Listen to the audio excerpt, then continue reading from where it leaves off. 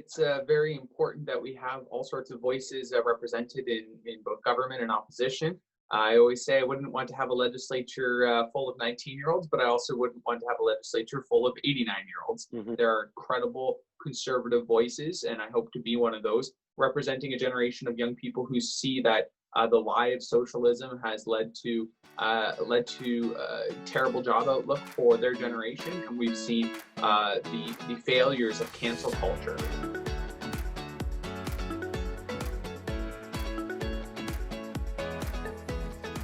Hi, and welcome to the Save the Gen Z. Today, I've got a great interview with a great person, and that is Niagara West MPP Sam Oosterhoff. Elected at age 19, he is the youngest MPP in the Ontario Legislature and a proud Gen Z. During his time in office, Sam has been a strong fighter for true conservative values and is now also the Parliamentary Assistant to the Minister of Education. Before we get started with our interview, please subscribe if you haven't already and consider hitting that notification bell. So Sam, thank you for joining me today. Thank you very much for having me. So how about we start off with you telling us what made you decide to get into politics at the age of 19? Well, Eli, it's very important that we have all sorts of voices represented in both government and opposition. I always say I wouldn't want to have a legislature full of 19-year-olds, but I also wouldn't want to have a legislature full of 89-year-olds. Mm-hmm. The reason is that it's important to have different voices, both at Queen's Park and in federal parliament.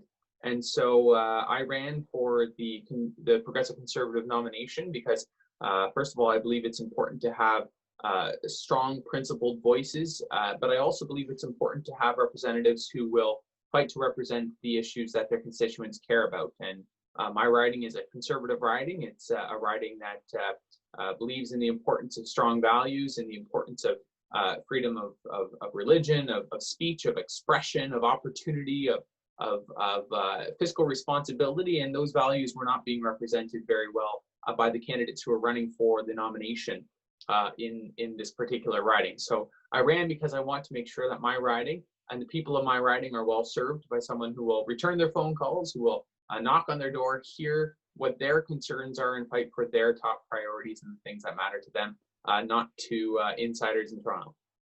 Very good, very good. So I know that you are a proud Christian. Can you share how your faith has guided you in your life and what your favorite Bible verse is? Absolutely. As a Christian, I believe that my first and foremost priority is to, of course, love the Lord my God with all my heart, soul, and mind. But coming out of that means that I'm called to love my neighbor as myself, and I strive to live that out in the life of service that I've been called to.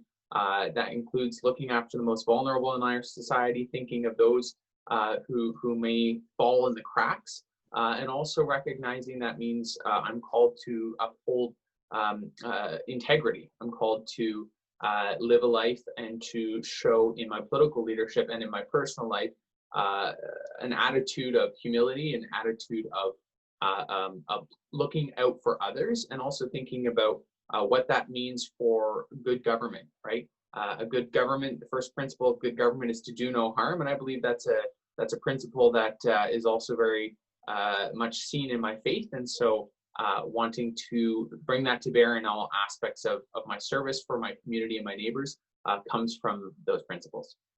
Yeah, for sure. What has been your favorite part so far of being a member of provincial parliament? Well, there's so many different aspects, and it sounds pretty cliche, but frankly, it's the people that I get to serve in my constituency and the riding, people who are neighbors, they're friends, they're people who I run into at the grocery store, they're seniors who live in long-term care homes who are looking forward to the new hospital that we've been fighting for here in West Niagara. They're young people who come over to me and talk about how they believe it's important that we fight for a stronger future, that they don't have to worry about the crushing weight of intergenerational debt, that people believe, parents who come over and say, we're glad that you're fighting for my right to express and to share and to pass along my values and my beliefs to my children. Those are the things that have meant so much to me, and to see how people come together. It's never just me. It's always a team effort. I have a wonderful riding association. I have people who support me, and those people have been just wonderful to work alongside. That's great. So when you were first elected, the mainstream media kept on calling you a teenager, despite the fact that you were 19 years old. Yet the same media praised people like Greta Thunberg, David Hogg, and Alexandria Ocasio-Cortez for being involved at a young age. Why do you think that you didn't get a fair treatment in the media? Well, I think there's a double standard that's applied when it comes to young conservatives. For People sure. people want to have young people engaged as long as they subscribe to a certain type of left-wing groupthink. And the reality is, it's ironic. I am a Generation Z, and I was elected in the legislature before any millennials. Actually, there were no millennials in the legislature when I was elected, so we skipped the entire millennial generation. Because I didn't quite fit the stereotype of a left-wing Marxist, so to speak. Yes. They are happy with that, but at the same time, I think we've been able to show that there are credible conservative voices, and I hope to be one of those, representing a generation of young people who see that the lie of socialism has led to terrible job outlook for their generation, and we've seen the failures of cancel culture, where instead of trying to discuss something and come to an area of agreement, instead you simply shout the other person down or get them deplatformed if you don't agree with them. What ends up happening in that type of situation is you allow ignorance, or you allow anger to fester in dark corners, instead of ensuring that sunlight is the best disinfectant. So more and more, I believe young people are recognizing the lie of the left, and they're seeing the importance of authenticity and of real solutions, not empty slogans. And that's what I believe conservatism has to offer. For sure. And when people think of the youngest NPP ever, most people would think of a young socialist, Marxist, person, social justice warrior. Instead, we've got this social conservative, pro-life, pro-family Christian who has a great vision for our country and our province. And for me, that's what the future is all about. It's about coming back to our roots and, acknowledging that, the sanctity and the importance of, these issues. So I'm very happy myself. I've always been very inspired by you. And when the first time I saw you speak, you were talking about the persecution of Christians worldwide. I think you were 19, and it really just gave me a lot of hope for the future of Ontario politics. Well, I appreciate that, because if we forget where we came from, I think we're doomed to repeat those past mistakes. And I think that's one of the terrible things about what we're seeing right now, where statues are being pulled down, where there's this 1984 type of cancellation of people in the past. The reality is you can try to delete those references, but what you'll end up doing, and we can learn from our history. There are mistakes that have been made, and I'd be one of the first to admit that. But we have to learn from our history and not denigrate those who have gone before us, and help build the foundations of a wonderful, wonderful nation. For sure. And it's getting so radical. They want to tear down, Mount Rushmore, which is a beautiful site. When terrorists, ISIS terrorists would blow up mosques or heritage sites in the Middle East, people would freak out. The same mentality. These people probably also were sexist, or racist. So you can apply the same mentality to the destruction of 1,000-year-old monuments to something like Mount Rushmore. And I find that scary, very scary, that we just want to wipe out our past and what we were built on to just to take care of people's feelings. People have to remember, if we see these faces, we'll remember what they did. And we also to remember that people were different back then. There wasn't, it's unfortunate that we used to be racist, but it's just how it used to be. And we can grow and learn from it, but we shouldn't be just erasing everything. So you are the Parliamentary Assistant to the Minister of Education. So let's talk about education. Government-funded charter schools offer parents diverse options for their kids' education. US states that have implemented charter schools have seen higher grade averages and lower dropout rates. Has the Ministry of Education looked into having charter schools in Ontario? No, we had an election in 2007, and we ran on that issue, and we were roundly and soundly defeated. Our party has been very clear that that is not an issue that we are interested in pursuing. All right. And another question. Now, the PC government has put in place policies to protect free speech in Ontario colleges and universities. However, the free speech of high school students is often compromised by left-wing teachers. Almost every conservative student in high school that I've met has had at least one incident where they were shut down for having conservative beliefs. Is the Ministry of Education aware of this issue? And if so, has it considered requiring all Ontario school boards to have a free speech policy? That's a really interesting question. That's the first time that's been raised. I think we should have an expectation of professionalism and openness to different perspectives from our teachers. They are called to be professionals, and the Ontario College of Teachers does have clear guidelines around what's appropriate and what is not appropriate for teachers in the classroom. And I think if that is the case, that's very unfortunate, because we should be creating places where students are able to express even controversial ideas, but being able to express their political perspectives. And I think, like we talked about earlier, there is, as a whole, among definitely aspects of our education system, a celebration of any youth activism that is on the left, and a denigration and a dissatisfaction, and more than that, almost an ostracization of anyone who might be from anything remotely center or right. And that's really terrible if you think about where our country again has come from, which is a place of open diversity. And meaningful diversity means also allowing space for conversations with people that you might not agree with.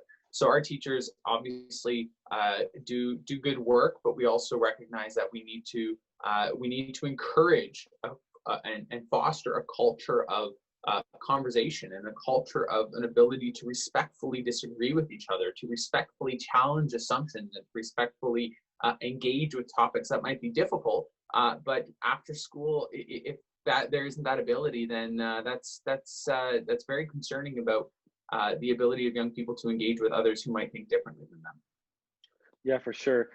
So politics isn't always pretty, and you know this, as you know, you've been attacked for your views. I remember an incident where this man wanted to show up to your family house on Christmas Day and kind of ruin your family dinner. How do you deal with the negativity that comes with being in politics? Because this is something that's not really discussed a lot. We tell people, go into politics, you'll like it, but we don't really talk about how you deal with the backlash. And that some people will get into politics and they'll have trouble coping with that. Yeah, it's a good point. Yeah, I've received death threats. I've received threats against my family. A lot of foul things said. You do have to have a thick skin. I mean, there's no two ways about that. I think Winston Churchill is one of the people who said, you have people who hate you. Good, that means you stood for something in your life. And I think there's an element of truth to that. I think specifically around some very controversial issues, but important issues. I think of the right to life. For me, it's a human rights issue. The Yes, fact that me too. Yeah, children aren't recognized as human beings. I mean, that's just fundamentally flawed if we claim to be a society that values human rights, and yet we claim just because you're a little bit smaller and in a slightly different location than the rest of us, you are not a human being. And yet the reaction to that is quite staggering in certain areas with vitriol. But a lot of it, I find, comes from a place of it's a lack of engagement with the actual issues. It's an ad hominem response. So the response becomes, I hate you, not your idea is wrong and here's why. And that's really disconcerting, but you also have to remember that they're not actually coming after you as an individual because they don't actually know you. Like the people who are on Twitter to me or to you or any of us, they don't actually know us as individuals. They don't know what we're like. All they know is they saw a headline, it evoked an emotional response, and now they're responding in an angry way. And so that's something I tell myself when people are responding. Listen, they don't know who I am. They don't know why I believe what I believe, and frankly, they often don't even know what I'm actually saying. They're just interpreting it in a certain way. So what they hear is not what I'm actually saying. When I say all human lives matter, because no matter how small they are, they're not hearing that word. What they're hearing is, here's a horrible, regressive person who I disagree with. And it's just true, right? And so Yeah, I don't hold it against them, because I recognize that if we had a chance to sit down, have a cup of coffee for 45 minutes, I guarantee you we would leave that in a much better place. And I have friends who disagree with me radically on issues, who are on the far left, who are Marxists, who are not agree, and we get along. And that's because we have that personal connection. yeah, me too. I do have a lot of diverse friends, and I think that's, as a Christian, that's important. I have friends that are, LGBT. I have friends who are NDP. I have friends who are liberals, and we disagree a lot on a lot of different things. But at the end of the day, we focus on what we have in common, and that common goal of being I'm glad that you have that as well. Well, So we have to always remember, especially as Christians, that we're speaking with people who have that image of God impressed on them as unique image bearers, right? mhm. And so after their perspective, they're still worthy of dignity and of value and of Yes. equal treatment. So you have endorsed Leslyn Lewis to be the next leader of the Conservative Party. Why do you think that she is the best candidate to lead the CPC into the next election? I think she is principled. She is consistent. She is very smart. She's someone who can grow the party in urban and suburban parts of Mhm. this country that we need in order to win in government. I think she's someone who can speak empathetically and compassionately to issues, and she's someone who's in it for everyday Ontarians or everyday Canadians. She's not in it for lobbyists or special interest groups. And I think she has the passion that we need to take on Justin Trudeau, while also growing the party and recognizing the role of the grassroots. Absolutely. And she's just so inspiring and impressive. This woman is the Canadian dream. She came here with nothing, and she built 4 degrees of business in her law firm. And now she's running, and no hidden agenda. She is not scared to put forward good policies that unite Canadians. And that's why I've supported her. And momentum is growing. She's now ahead of Erin O'Toole in 5 Canadian provinces. So it's incredible what's happening with her. Yeah, no, it's remarkable. I think people will be surprised come election day. Let's put it that way. They will. I think everybody's going to be shocked. So to finish off, what message do you have for young Christian Canadians who are thinking about getting involved in politics? Do it. Don't let anyone tell you that you have to be 45 with a bunch of degrees and a business career or something. Don't let people tell you that just because you're young that you can't do it, or because your faith background should hold you back. But also to realize that it's going to take a lot of work. There's a saying in Latin, ora et labora, work and pray. And of course the prayer matters, but put a lot of emphasis on that work part, because people like to think that things will just come to them. No, you have to go out there, knock the doors, make the calls, ask the people, be willing to show up to events, be on time, make the ask, and those are very practical considerations. But I find I meet a lot of young people who they might like the policy side or the philosophical side of politics, but they're not willing to actually go out and do the hard work of door knocking, fundraising, putting up signs, asking people to volunteer, asking people to get events going. And at the end of the day, a lot of politics is just boots on the ground, hard work. Yeah, for sure. I totally agree. So Sam, thank you so much for coming on today, and we had a great discussion. Thank you very much. It was my pleasure. Thanks so much, and we'll talk soon. I hope that you enjoyed our interview. If you want to learn more about Sam Oosterhoff, check the link to his website found in the description. I hope that you'll subscribe if you haven't already and like this video. Thank you, and God bless you.